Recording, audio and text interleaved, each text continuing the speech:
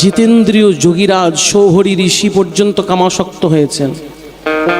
যেই সৌহরি ঋষি জিতেন্দ্রীয়, জিতেন্দ্রীয় মানে কি জানেন? ইন্দ্রিয়কে জিতে নিয়েছে।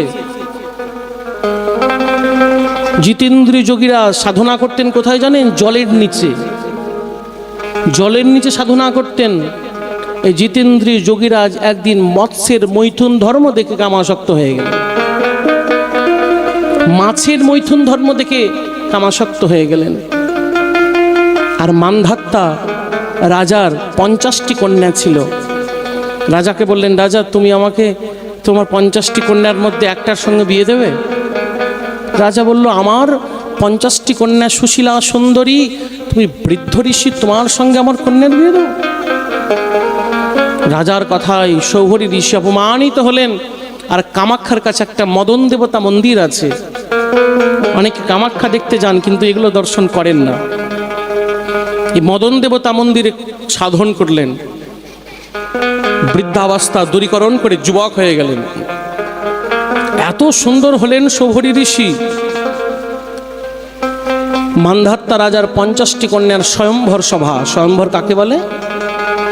বিয়ের জন্য কন্যা নিজের হাতে বরমালা নিয়ে থাকেন, আর দেশ বিদেশ থেকে রাজপুত্ররা এসে উপস্থিত থাকে।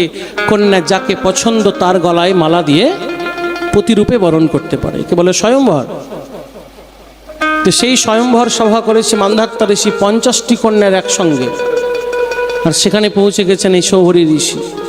এত সুন্দর দেখতে, মান্ধাত্তার 50টা কন্যায় একসঙ্গে সৌহরি গলায় মালা দিয়ে দিলেন। যেখানে বলেছিলেন একটা কন্যার সঙ্গে বিয়ে দাও, রাজি হননি, 50টা কন্যাকেই বিয়ে করলেন। তেমন হচ্ছে কাম। দেখো, কাম কখনো কাউকে নিষ্কৃতি প্রদান করতে পারেনি। মহর্ষি বেদব্যাসের এক শিষ্য ছিলেন যার নাম জৈমিনী ঋষি। কি নাম? জৈমিনী ঋষি। মহর্ষি বেদব্যাসের শিষ্য জৈমিনী ঋষি একবার তাকে গুরুদেবকে বলল, গুরুদেব আমি কামকে বিজয় করে নিয়েছি। আচ্ছা, কামকে বিজয় করে নিয়েছো? বলে হ্যাঁ। ঠিক আছে।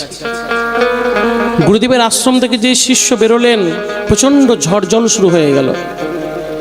সেই ঝড় জলে একটি কুটিরের মধ্যে আশ্রয় গ্রহণ করলেন। কিছুক্ষণ পরে দেখলেন একটি রমণী সেই ঝড় জলে কুটিরে আশ্রয় নেবার জন্য আসছে। পুরো শরীর সে ভিজে গিয়েছে, সিক্ত হয়ে গেছে সমস্ত শরীর। জৈমিনী ঋষি সেই রমণীকে দেখে কামাসক্ত হয়ে গেলেন।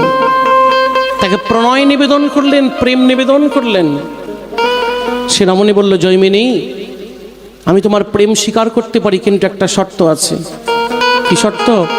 বলে, তুমি যদি আমাকে কাঁধে করে পিঠে করে আমার বাড়ি পর্যন্ত নিয়ে যেতে পারো, আমাকে পিঠে বসিয়ে আমার বাড়ি পর্যন্ত নিয়ে যেতে পারো, তবে আমি তোমাকে স্বীকার করব। দেখুন, কামের তাড়নায় জৈমিনী ঋষি সে রমণীকে পিঠে বসিয়ে নিয়ে যাচ্ছে। যেতে যেতে সেই রমণীর বাড়ি যেখানে উপস্থিত হয়েছে, সেটা তো রমণীর বাড়ি ছিল না, সেটা গুরুদেবের আশ্রমই ছিল। গুরুদেব লীলা করে নিজের আশ্রম পর্যন্ত ঘুরিয়ে নিয়ে এলেন। আর গুরুদেবের আশ্রম যখন চিনতে পেরে জৈমিনী ঋষির জ্ঞান ফিরল, তখন দেখলো পিঠে করে রমণীকে আনতে আনতে সমস্ত হাঁটু থেকে রক্তক্ষরণ হচ্ছে। হাঁটুর ভরে তো এসেছে পশুর মতো, হাঁটু থেকে রক্তক্ষরণ হচ্ছে। দেখলেন গুরুদেব প্রকট হয়ে জৈমিনীকে বলছে, জৈমিনী তুমি যে বলছো কামকে বিজয় প্রাপ্তি করেছ। জৈমিনী ঋষি পর্যন্ত কামাসক্ত, ইন্দ্র পর্যন্ত কামাসক্ত, চন্দ্র পর্যন্ত কামাসক্ত, এমনকি দেবর্ষি নারদ পর্যন্ত কামাসক্ত।